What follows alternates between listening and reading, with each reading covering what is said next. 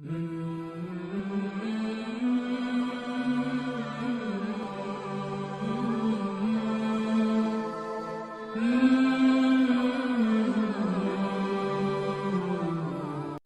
مند اور سائلین صابر پیا کے سامنے مؤدبانہ بیٹھے ہیں اور اپنی باری پر حاضر ہو کر اپنی پریشانیوں کا مداوع، غموں کا علاج اور دلی مرادیں لے کر جاتے ہیں۔ انہی سائلین کے درمیان ایک عورت بھی موجود تھی جو کافی دیر سے گردن جھکائے چپ چاپ بیٹھی تھی۔ اس کے چہرے پر فکر و پریشانی صاف عیاں تھی۔ اپنی باری پر وہ آہستہ سے اٹھی، صابر پاک کی خدمت میں حاضر ہوئی اور نڈھال انداز میں آپ کے قدموں میں ڈھیر ہو گئی۔ اس سے پہلے کہ وہ عورت کچھ بولتی، اس کی آنکھوں سے آنسو جاری ہو گئے۔ صابر پاک رحمت اللہ علیہ نے ایک نظر اس عورت کو دیکھا اور اپنی آنکھیں بند کر لیں۔ چند ہی لمحوں بعد آپ نے آنکھیں کھولیں تو اس عورت کی طرف دیکھا جو منہ سے کچھ کہنا چاہ رہی تھی، لیکن صابر پاک نے ہاتھ کے اشارے سے اسے بولنے سے منع فرما دیا۔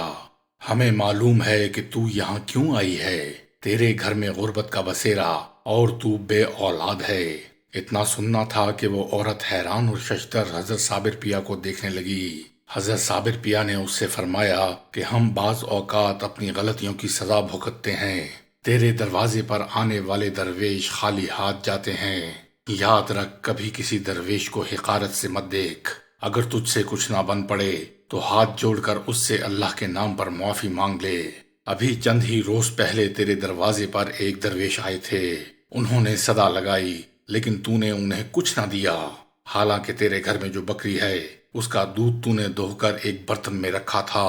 تو چاہتی تو اس میں سے ایک دودھ کا پیالہ ان درویش کی خدمت میں پیش کر سکتی تھی، لیکن تو نے ایسا نہ کیا، لہٰذا اب تجھے کفارہ بھی ادا کرنا پڑے گا۔ واپس اپنے گھر جا اور اپنے گھر سے اپنی بکری کے دودھ کا پیالہ لے کر آ۔ اس عورت نے حضرت صابر پیا کی جب یہ باتیں سنی تو حیرت اور استعجاب کے عالم میں اس کی زبان ہی گنگ ہو گئی۔ وہ ہانپتی کانپتی اپنے گھر گئی اور دودھ کا پیالہ لے کر حضرت صابر پیا کی خدمت میں حاضر ہوئی۔ صابر پیا نے وہ دودھ کا پیالہ لیا، اس پیالے میں سے ایک گھونٹ خود پیا، پھر اس دودھ کے پیالے کو اپنے خادم سے کہا کہ مٹکے میں ڈال دو۔ چند ہی لمحوں بعد صابر پیا کی آواز گونجی اور آپ نے فرمایا کہ یہاں بیٹھے ہوئے تمام لوگوں میں یہ دودھ تقسیم کرو، مگر ہاں خبردار، دودھ نکالتے وقت دودھ کی طرف نہیں دیکھنا، صرف مٹکے میں ہاتھ ڈالو اور دودھ کا پیالہ بھر کر باہر نکال لو۔ صابر پیا کی بارگاہ میں بیٹھے ہوئے عقیدت مند اور سائلین یہ تمام واقعہ اپنی آنکھوں سے دیکھ رہے تھے۔ جب ان کو دودھ پیش کیا گیا تو ان تمام لوگوں نے سیر ہو کر دودھ پیا، لیکن مٹکا اسی طرح بھرے کا بھرا رہا۔ پھر صابر پیا نے اسی مٹکے میں سے دودھ کا پیالہ اس عورت کو واپس کرتے ہوئے کہا، لے، اس میں سے آدھا دودھ تو خود پی اور آدھا دودھ اپنے شوہر کو پلا، اور ہر جمعرات نماز عصر کے بعد ایک میٹھی روٹی پکا اور اپنی بکری کے دودھ کا ایک پیالہ کسی درویش کی خدمت میں پیش کر۔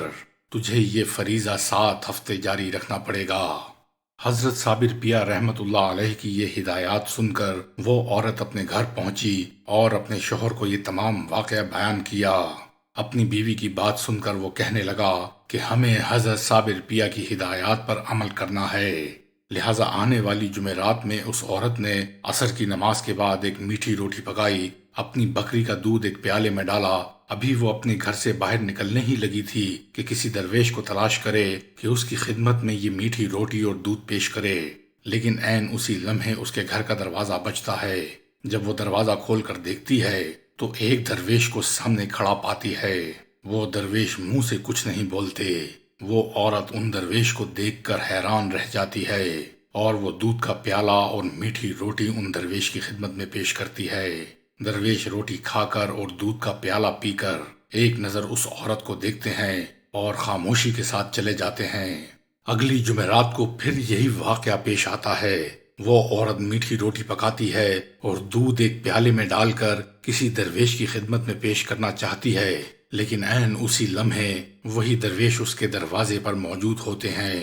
وہ عورت ان درویش کو پھر سے دیکھ کر حیران اور ششدر رہ جاتی ہے، لیکن خاموشی کے ساتھ ان درویش کی خدمت میں دودھ کا پیالہ اور وہ میٹھی روٹی پیش کر دیتی ہے۔ درویش اسی طرح وہ میٹھی روٹی کھا کر اور دودھ پی کر وہاں سے روانہ ہو جاتے ہیں۔ وہ عورت ان درویش کے بارے میں سوچ ہی رہی ہوتی ہے کہ اتنے میں اس کا شوہر بھی گھر میں داخل ہو جاتا ہے۔ اپنی بیوی کو سوچوں میں گم دیکھ کر وہ اس سے پوچھتا ہے، کیا بات ہے اور تم کن سوچوں میں گم ہو؟ وہ عورت درویش کا واقعہ پوری طرح اپنے شوہر کو بیان کر دیتی ہے اور دوسری حیران کن بات اپنے شوہر کو یہ بتاتی ہے کہ ہماری بکری معمول سے زیادہ دودھ دے رہی ہے اور اس کا دودھ اتنا ہوتا ہے کہ مجھے وہ دودھ بیچنا پڑتا ہے، جس سے گھر میں آمدنی زیادہ ہو رہی ہے۔ اپنی بیوی کی یہ باتیں سن کر وہ آدمی چند لمحوں کے لیے خاموش ہو جاتا ہے، پھر وہ اپنی بیوی کو کہتا ہے، یہ حضرت صابر پاک کی عنایت ہے۔ مختصر یہ کہ 7 جمعرات لگاتار یہی عمل دہرایا جاتا ہے اور اسی اثناء میں وہ عورت حاملہ بھی ہو جاتی ہے اور اس عورت کے شوہر کا کاروبار بھی ترقی کرنے لگتا ہے۔ لہذا وقت مقررہ پر اس عورت کے ہاں 2 خوبصورت اور صحت مند بیٹوں کی پیدائش ہوتی ہے۔ وہ عورت اور اس کا شوہر خوشی سے پھولے نہیں سماتے، لہذا وہ عورت اور اس کا شوہر اپنے بچوں کو لے کر صابر پیا کے ہاں حاضری دیتے ہیں۔ صابر پیا انہیں دیکھتے ہی مسکرا اٹھتے ہیں اور ہاتھ کے اشارے سے انہیں چپ رہنے کی تلقین کرتے ہیں اور مزید انہیں کہتے ہیں کہ اپنا یہ عمل جاری و ساری رکھنا اور غرور اور تکبر سے بچنا۔ اس سے انکار ممکن نہیں کہ حضرت مخدوم پاک رحمت اللہ علیہ کے متعلق تذکرہ نویسوں نے جو کچھ لکھا ہے وہ قیاسی و سماعی ہے، اسی وجہ سے ان کی عظیم الشان شخصیت کا صحیح تعارف نہیں کیا جا سکا۔ ہوا یہ کہ جو واقف تھے انہوں نے سکوت اختیار کیا اور جو شائق تھے وہ فروعات میں مبتلا ہو گئے، اور ہر زبان پر نئی کہانی ہے، ہر کتاب میں انوکھی داستان ہے۔ یہ اختلاف یوں ہوئے کہ حقیقت تک رسائی نہ ہو سکی۔ معدوم وہ ہے جو نہ پایا جائے، جو شے تواتر کے ساتھ پائی جائے اسے موہوم کہا جاتا ہے، اور موجود اس کو کہتے ہیں جو پایا بھی جائے اور تواتر بھی رکھتا ہو۔ ظاہر ہے کہ حضور مخدوم پاک رحمت اللہ علیہ کے چرچے ہر زمانے میں رہے ہیں اور دوسرے سلسلے کے بزرگوں نے ادب و تعظیم سے ان کا اعتراف کیا ہے، اور یہ کھلی ہوئی حقیقت ہے کہ ان کا سلسلہ جاری ہے، اور نہ صرف یہ بلکہ روحانی صورت سے لوگوں کو مستفیض بھی کیا کرتے ہیں۔